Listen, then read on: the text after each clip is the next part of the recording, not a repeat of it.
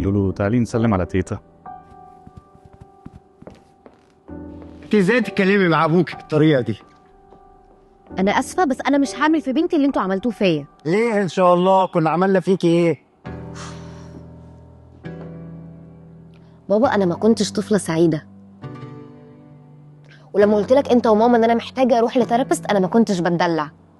كل حاجه كنت بتتعامل معاها بالشخط والنطر والضرب، ولما بنغلط كنت بتحاسبني حساب صعب جدا.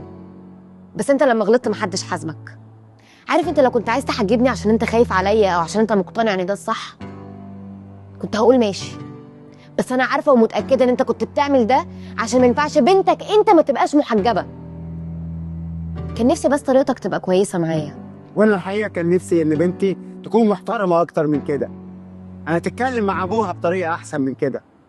انت بتناقشيني في ايه اصلا؟ بتناقشيني في الصح؟ انا كنت بربيكي. بابا انا كنت طفله مستني ايه من واحده في رابعه ابتدائي عايز تحجبها؟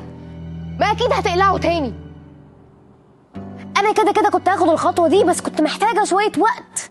كنت محتاجاك تبقى حنين معايا، كنت محتاج تتكلم معايا بهدوء وتقنعني بهدوء.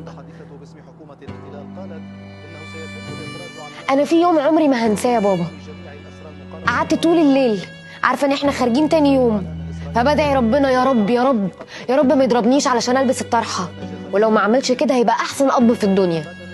بس طبعا تاني يوم ضربتني وغصبت عليا ان انا البس الطرحه.